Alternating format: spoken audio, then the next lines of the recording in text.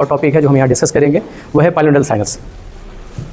तो सबसे पहले हम लिटल मीनिंग की बात करेंगे। जो वर्ड पाइलोनिडल है वो कहाँ से डिराइव हुआ है? ये डिराइव्ड है दो वर्ड से, एक है पाइलस और सेकंड है निडस।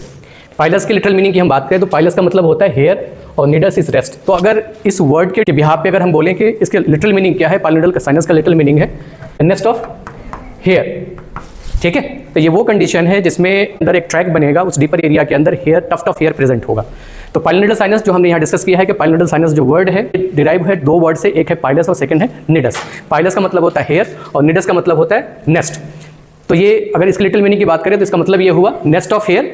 ठीक है, ये एक्वायर्ड कंडीशन है। एक्वायर्ड कंडीशन का मतलब ये है कि आफ्टर बर्थ डेवलप होता है, पेशेंट इस कंडीशन के साथ डिलीवर नहीं होता।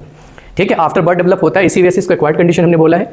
यहाँ भी एक साइनस ट्रैक बनता है और ये ट्रैक लिंक्ड होता है किससे? स्ट्रेटिफाइड स्क्वैमस एपिथेलियम से। और जनरली ये ट्रैक सिचुएटेड होता है short distance from the anus, short distance from the anus. और पर्टिकुलरली अगर हम बात करें बिहाइंड द एनस, तो यहाँ एक साइनस ट्रैक बनेगा जो बिहाइंड द एनस होगा। और जो एरिया जिसको हम कह सकते हैं बिहाइंड द एनस, उसको कहते हैं natal cleft, area of natal cleft. तो नेटल क्लेफ्ट के एरिया के अंदर एक साइनस ट्रैक बनेगा जो फिल्ड होता है किसके साथ? टफ्ट ऑफ हेयर के साथ। और इस तरह के साइनस को हम बोलते हैं पाइलोनिडल साइनस। ठीक है, अब ये क्यों डेवलप होता है उसके पीछे रीजन है कि पेनिट्रेटिंग हेयर्स खासतौर से पेनिट्रेट करेगा डीपर टिश्यू के अंदर, और डीपर टिश्यू में स्किन से होते हुए सबकन्स टिश्यू के अंदर जाएगा। उसके नतीजे में ग्रेनुलोमास फॉर्म होगा, अनहेल्दी ग्रेनुलर टिश्यू फॉर्म होगा वहाँ डीपर एरिया के अंदर। और इसके कॉज की अगर हम बात करें तो एक कॉज ये भी है कि ये इन्फेक्टिव ओरिजिन का भी हो सकता है। ठीक है, तो ग्रेनुलोमास फॉर्म होगा, अनहेल्दी ग्रेनुलर टिश्यू प्रेजेंट होगा डीपर एरिया के अंदर, और कई बार ये इन्फेक्टिव ओरिजिन का भी होता है। और ये अगर पर्टिकुलरली अगर हम बात करें, जैसे नेटल क्लेफ्ट की हमने बात करी, नेटल क्लेफ्ट के एरिया के अंदर डेवलप होता है। तो नेटल क्लेफ्ट का एरिया कहाँ है? सैक्रल एरिया के अंदर। तो ये साइनस डेवलप होता है सैक्रल एरिया के अंदर और पर्टिकुलरली नेटल क्लेफ्ट के एरिया के अंदर। इस तरह का साइनस ट्रैक बन सकता है अम्बिलिकस के साइड पे, एक्सिला के साइड पे और वेब ऑफ द फिंगर्स। यानी कॉमन साइड क्या है? Natal cleft. कॉमन साइड क्या है? नेटल क्लेफ्ट का एरिया है जहाँ पे हेयर प्रेजेंट है। इसके अलावा जो अदर साइड्स हैं उसमें अम्बिलिकस है, अम्बिलिकस के साइड पे पाइलोनिडल साइनस डेवलप हो सकता है।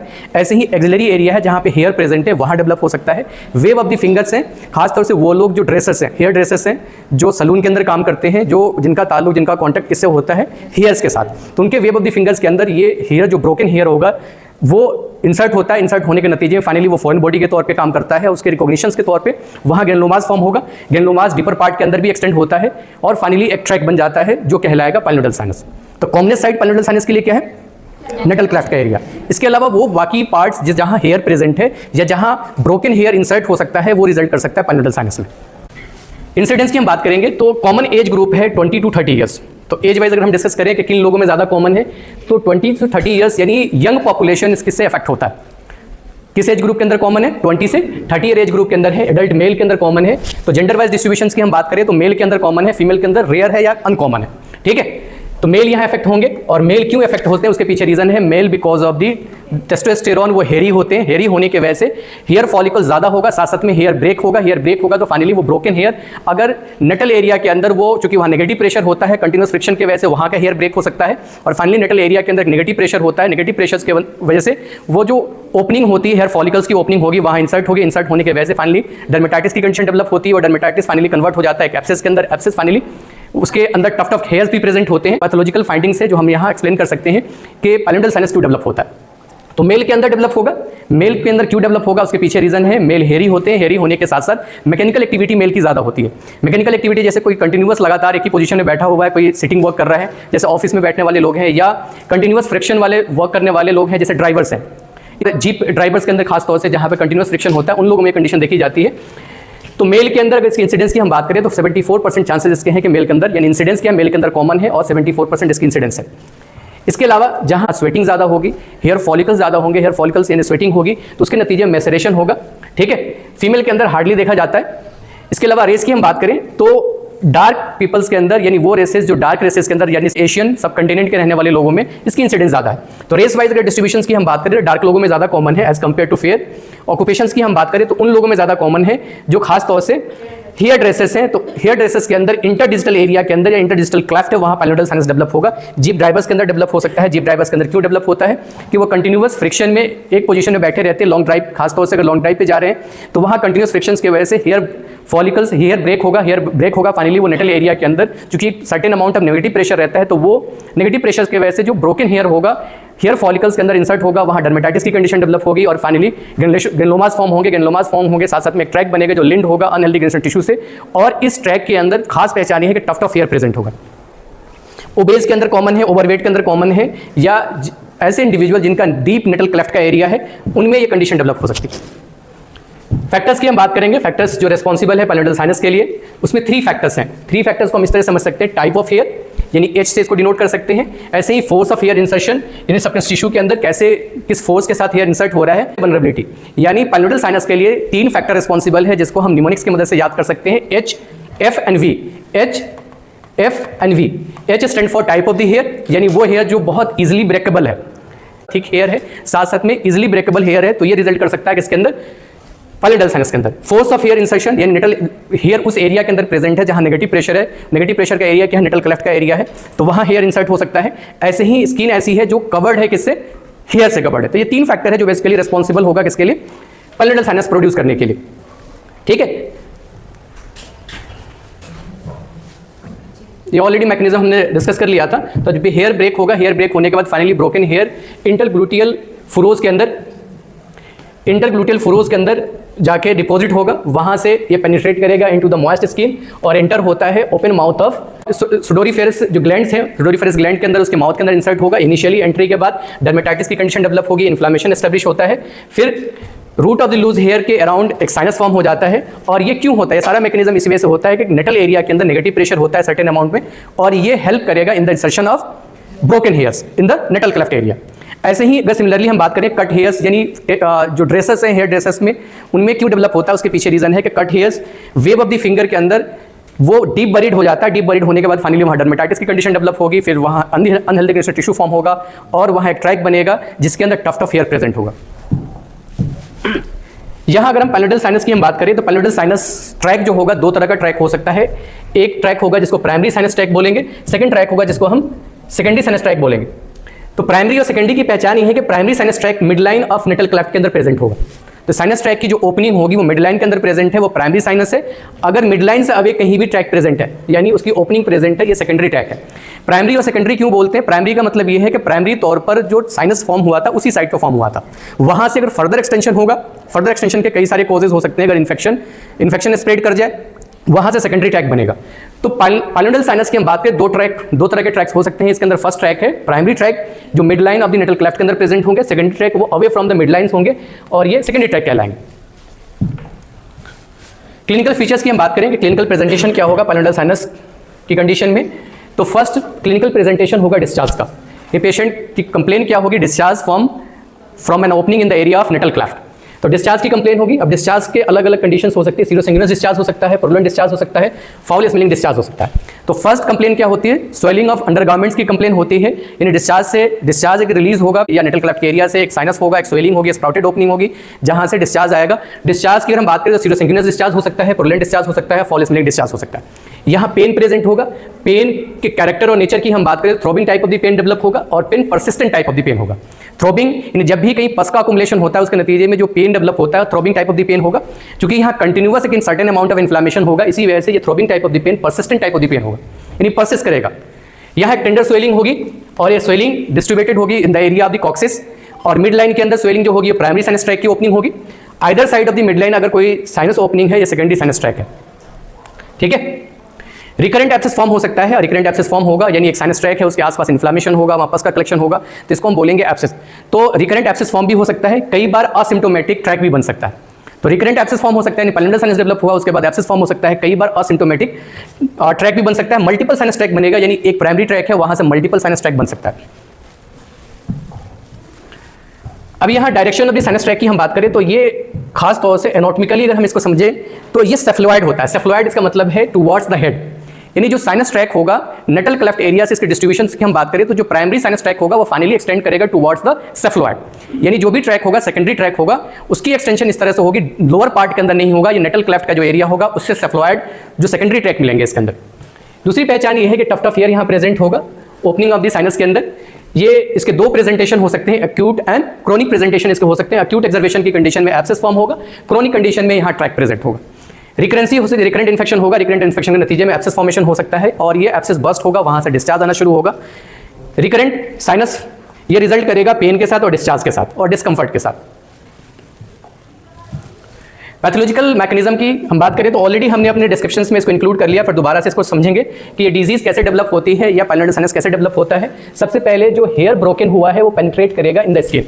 स्किन में पेनिट्रेट होने के पीछे कई मैकेनिज्म है, जैसे मैंने डिस्कस किया था। अगर फोर्स ऑफ इंसर्शन ज़्यादा है, यानी उस एरिया के अंदर हेयर डिपॉजिट है जहाँ नेगेटिव प्रेशर है, जैसे निटल क्लेफ्ट का एरिया है, तो hair broken hairs finally insert होगा स्किन के अंदर। जहाँ ये इंसर्ट होगा वहाँ इन्फ्लामेशन की कंडीशन डेवलप होगी, यानी इसको डर्मेटाइटिस की कंडीशन बोलेंगे। डर्मेटाइटिस के साथ साथ कई बार सेकेंडरी बैक्टीरियल इन्वेजन हो जाता है। बैक्टीरियल इन्वेजन होगा तो ये रिजल्ट करेगा इन्फेक्शन के अंदर, यानी पहले से इन्फ्लामेशन है, इन्फ्लामेशन के साथ साथ बैक्टीरियल इन्वेजन हो जाएगा।